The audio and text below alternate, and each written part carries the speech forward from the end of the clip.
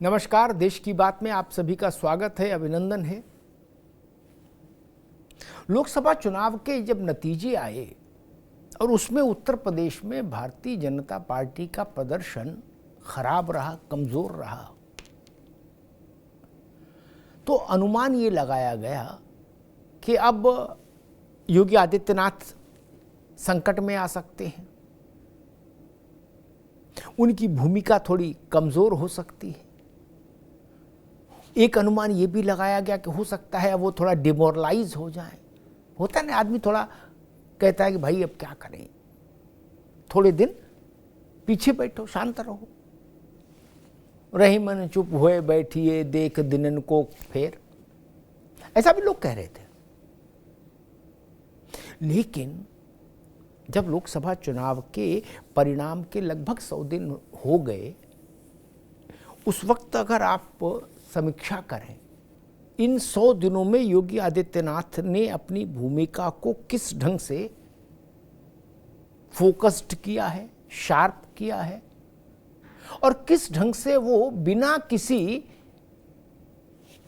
परिणाम का, लोकसभा चुनाव के परिणाम का बोझ मन या कंधों पर रखे हुए फुल टॉस बैटिंग कर रहे हैं पॉलिटिक्स की क्रीज पर।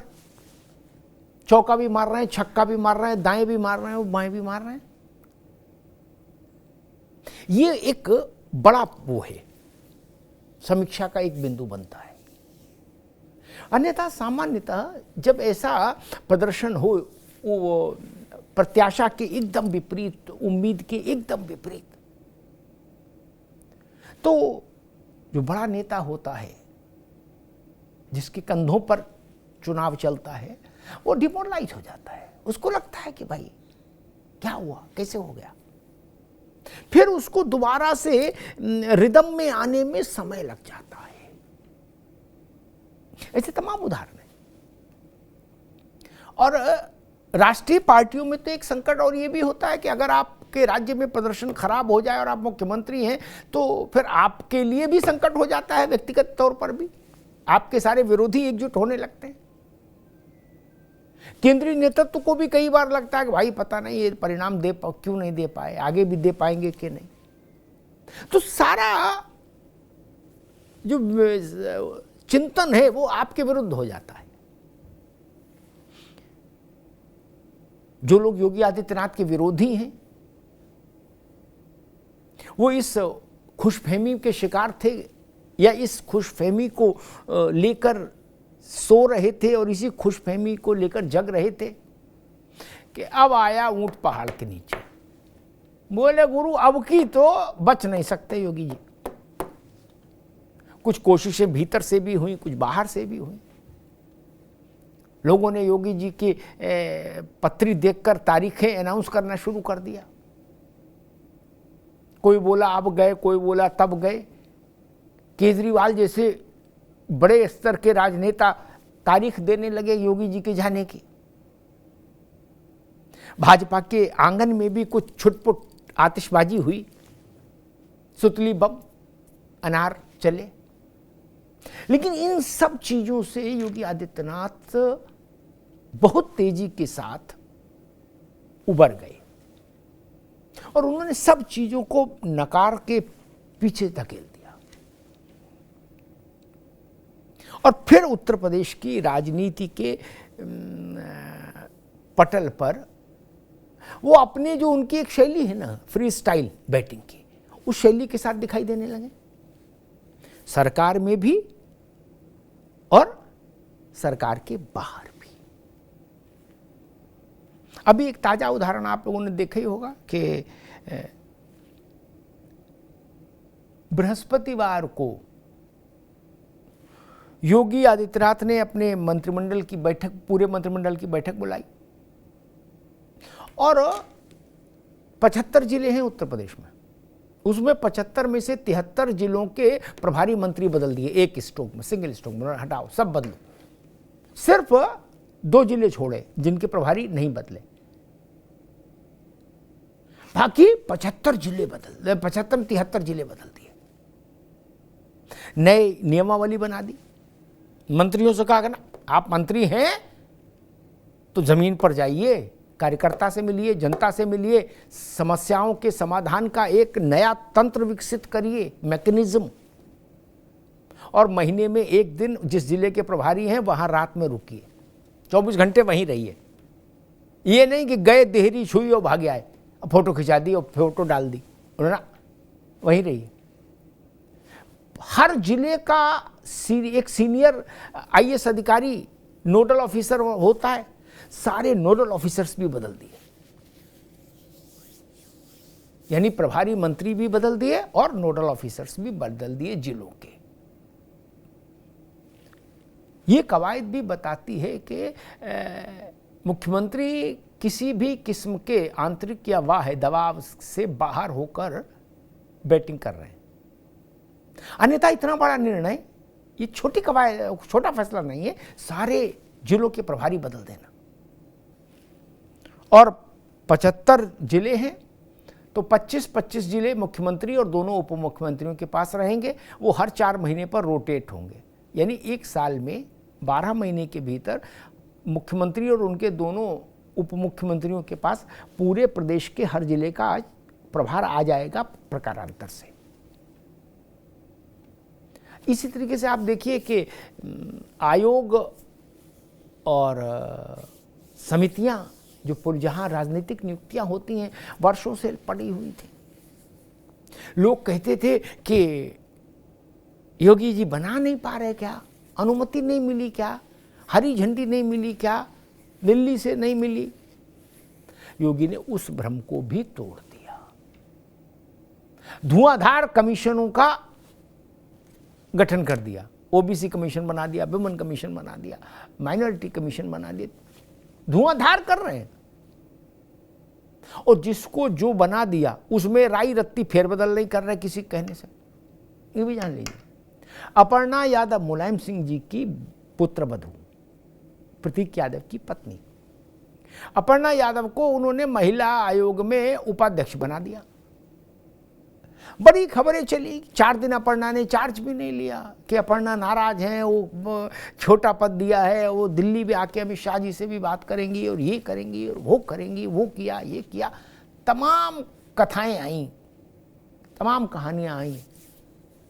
लेकिन अंत में अपर्णा यादव योगी जी के दरबार में पहुंची तो योगी जी ने उनसे कहा कि आपको यहीं काम करना होगा, जाइए चार्ज लीजिए और काम शुरू करिए। तो अगले दिन फिर अपर्णा जी ने जो उनको पद दिया गया था उसको स्वीकार कर लिया और कहा मैं भाजपा की अनुशासित सिपाही हूं और मैं काम करूंगी।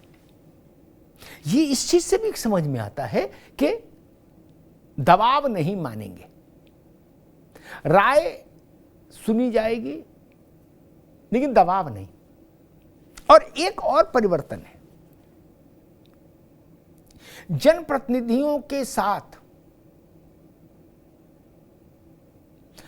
शायद ही कोई दिन ऐसा जाता हो कि जब योगी आदित्यनाथ लखनऊ में हो और 10, 12, 15 जनप्रतिनिधि उनसे न मिले। वर्तमान में और भूतपूर्व को भी अवसर है, मिल रहे हैं। आइए अपनी बात कहिए ताकि कम्युनिकेशन कहीं से बाधित तो नहीं हो। योगी आदित्यनाथ को यह भी समझ में आया कि नहीं, कम्युनिकेशन सीधा रहना चाहिए मेरे साथ, मुझे पता होना चाहिए कि जनप्रतिनिधि कहां पर उनको कहां पर लग रहा है कि लैकिंग है, उनकी जनता से जो उनसे अपेक्षाएं कर रही है वो जनप्रतिनिधि अगर पूरी नहीं कर पा रहे तो क्यों नहीं कर पा रहे। लोकसभा चुनाव के नतीजों के बाद पार्टी ने एक समीक्षा का अपना क्रम चलाया था भाजपा ने, और उसी के समानांतर एक क्रम योगी ने चलाया था। हर जिले के जनप्रतिनिधि, सांसद, विधायक, एमएलसी सबसे योगी मिले 75 जिले के, और उन्होंने सबसे ये समझने की कोशिश की कि समस्या कहां है, पानी कहां ठहरा है, ब्लॉकेज कहां पर है। सियासत में, सड़क पे नहीं, सियासत में ब्लॉकेज कहां पर है, क्योंकि सियासत में भी पानी ठहरा होता है और कई बार वाटर लॉगिंग हो जाती है, वो बड़ी खतरनाक होती है। तो उसको खोलने के लिए योगी आदित्यनाथ ने पूरे प्रदेश भर के भाजपा के जनप्रतिनिधियों से 1-to-1 मुलाकात कर ली। तमाम आप देखिए कि हाई सुप्रीम कोर्ट से एक ऑब्जर्वेशन आया, एक और शेड देखिए, सुप्रीम कोर्ट से एक ऑब्जर्वेशन आया कि भाई अपराधी अगर कोई है तो उसका मकान इसलिए नहीं गिराया जा सकता कि वो अपराधी है। ये जब विषय आया, जमात उलेमा हिंद लेके आई सुप्रीम कोर्ट में, तो उत्तर प्रदेश सरकार उसमें पार्टी बनाई गई। तो यूपी सरकार ने एक एफिडेविट दायर किया सुप्रीम कोर्ट में बुलडोजर पॉलिसी पर। सुप्रीम कोर्ट ने उस एफिडेविट की तारीफ की। लोग उम्मीद लगाए बैठे थे कि नहीं, योगी की सरकार है और बुलडोजर का मामला है, सुप्रीम कोर्ट रगड़ देगा। सुप्रीम कोर्ट ने उत्तर प्रदेश सरकार के शपथ पत्र की तारीफ की। अब आप सोचेंगे ऐसा क्या, तो उस शपथ पत्र में यूपी गवर्नमेंट ने दरअसल लिखा यह था कि जो भी बुलडोजर से ध्वस्तीकरण उत्तर प्रदेश में हुआ है अब तक, यानी योगी सरकार में मार्च 2017 से लेकर अब तक, सरकार ने कहा कोई भी एक सिंगल केस भी ऐसा नहीं है जिसमें ध्वस्तीकरण के लिए जो मान्य विधिक प्रक्रिया है उसका पालन नहीं किया गया हो, यानी जो कायदे कानून है उनका पालन ना किया गया हो। पूरे कायदे कानून के पालन के साथ ध्वस्तीकरण की कार्रवाई होती है। सुप्रीम कोर्ट ने उसकी तारीफ कर दी। फिर भी आपने देखा होगा कि अखिलेश यादव और मायावती और कांग्रेस सब ने कहा कि अब बुलडोजर बंद हो गया, अब नहीं जाएगा। अखिलेश जी ने तो ये कह दिया कि हम अगर आएंगे 27 में, अगर हम आ गए तो हम सारे बुलडोजर फिर गोरखपुर भेज देंगे। लेकिन उस ऑब्जर्वेशन के बाद भी ध्वस्तीकरण की कार्रवाई, अवैध निर्माण को ध्वस्त करने की कार्रवाई, अतिक्रमण हटाने की कार्रवाई योगी के निर्देशन में जारी रही, आज भी जारी है, और बुलडोजर का इस्तेमाल हो रहा है। ये भी तेवर। और राजनीतिक तौर पर अगर आप देखें तो योगी की भाषा, उनकी तेवर और उनकी शैली, उसमें कहीं से भी आपको ऐसा नहीं लगेगा कि उत्तर प्रदेश के लोकसभा के चुनाव के परिणाम का कोई असर है ना। उनका तेवर, उनका मिजाज, उनके शब्दवाण वैसे ही हैं, उतने ही धारदार। सुल्तानपुर में एनकाउंटर हुआ, ज्वेलर्स के यहाँ डकैती पड़ी, उस सिलसिले में मंगेश यादव नाम का एक डकैत मारा गया। समाजवादी पार्टी ने उस पर आसमान सर पे उठा लिया। उन्होंने कहा कि पुलिस ने जात देख के मारा है। योगी आदित्यनाथ कतई भी बैकफुट पर नहीं आए और उन्होंने अपनी पुलिस को भी बैकफुट पर आने नहीं दिया। अखिलेश यादव के जितने सवाल थे सबका जवाब उत्तर प्रदेश पुलिस ने दिया और उसका राजनीतिक उत्तर देने के लिए खुद मुख्यमंत्री उतरे मैदान में और उन्होंने कहा कि कोई डकैत मारा गया है तो समाजवादी पार्टी को तकलीफ क्यों है। दूसरा उन्होंने एक कोट दिया योगी आदित्यनाथ ने कि जब भी कोई अपराधी मारा जाता है पुलिस से मुठभेड़ में तो ऐसा लगता है कि समाजवादी पार्टी की नस, किसी दुखती हुई नस पर पुलिस ने पांव रख दिया है। लग रहा था कि नहीं, ये मुद्दा बड़ा बनेगा तो डिफेंसिव हो जाएगी भाजपा, डिफेंसिव हो जाएंगे मुख्यमंत्री, लेकिन नहीं। योगी आदित्यनाथ का पूरा राजनीतिक जीवन आप देखिए, वो डिफेंसिव होके खेलने वाले खिलाड़ी ही नहीं राजनीति के ना। आक्रामक शैली, आक्रामक तेवर और धारदार पारी, अगर हम क्रिकेट की भाषा में कहूं तो धारदार पारी, आतिशी पारी होनी चाहिए जिसमें लगे कि हां कुछ चिंगारी फूटी। अब बाई इलेक्शन है उत्तर प्रदेश में और बाई इलेक्शन में योगी आदित्यनाथ ने सारी व्यवस्था को 5 हिस्सों में बांट दिया ताकि भाजपा के अंदर के जो समीकरण हैं वो भी कील कांटे दुरुस्त रहें, 10 सीटें हैं, 2-2 सीटें 5 बड़ों को दे दी, 2 खुद भी ली, मिल्कीपुर और कटहरी, 2 ब्रजेश पाठक को, 2 केशव प्रसाद मौर्य को, 2 भूपेंद्र चौधरी को, 2 धर्मपाल सिंह। चलो जी, 5 बड़े लोग हो, 2-2 सीट ले और जिताओ, जिता के लाओ, ताकि कागज में स्कोर सबका लिखा जा सके जब भी चुनाव के नतीजे आए। शामिल बाजा नहीं, शामिल बाजा समझते हैं ना, बैंड, 20-30 लोगों का बैंड है, वो एक साथ बजा रहे हैं, अब उसमें 2-4 लोग ना भी बजाएं तो भी पता नहीं लगता, क्योंकि ढोल वाली की आवाज आती है, सारंगी और सितार कौन बजा रहा कहाँ समझ में आएगा इतने शोर में। उनने कहा ना, सोलो परफॉर्मेंस दो अलग अलग, सारंगी वाले का तुम अलग बजाओगे, तुम अलग, सुने तो क्या बजा रहे हो, है कि ढोल वाले के नाम पर बिल भाड़ के सब लोग मजा मत लो। तो 5 के लिए दे दिया और खुद अपना नाम भी उसमें रखा। भाई ऐसा भी ना हो कि बाद में आप हमसे कहोगे हम मुख्यमंत्री थे इसलिए हमने अपने नाम पास नहीं रखा। नहीं, 2 सीट हमारे पास और 2 ही सीट ब्रजेश पाठक के पास, 2 ही केशव मौर्य के पास, 2 ही धर्मपाल और भूपेंद्र चौधरी के पास। अब जब चुनाव होगा और परिणाम आएगा तो समीक्षा होगी ना। और ये तेवर, इससे पहले इतना खुला बंटवारा चुनाव में सीटों का, जिम्मेदारी का नहीं हुआ होगा।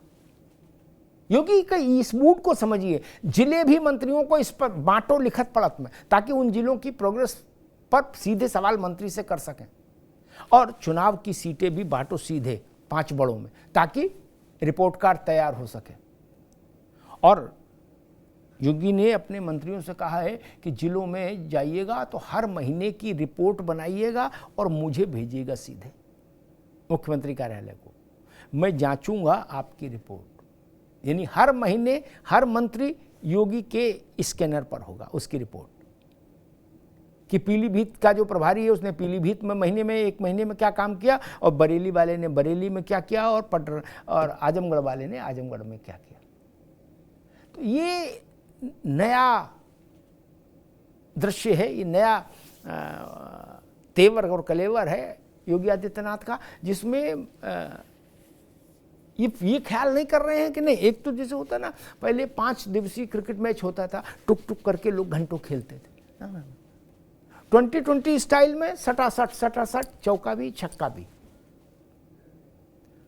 और कई बार मनोवैज्ञानिक तौर पर भी ये बात देखी जाती है कि जब आपके विरोधी आप ये उम्मीद लगाए हों कि आप निराश हो जाएंगे, थोड़े हताश हो जाएंगे, उस समय अगर आप बेहतरीन पारी खेल दें तो आप अपने विरोधियों को तो निराश और हताश करते ही हैं, उनसे थोड़ा आगे भी जाके खड़े हो जाते हैं। धन्यवाद।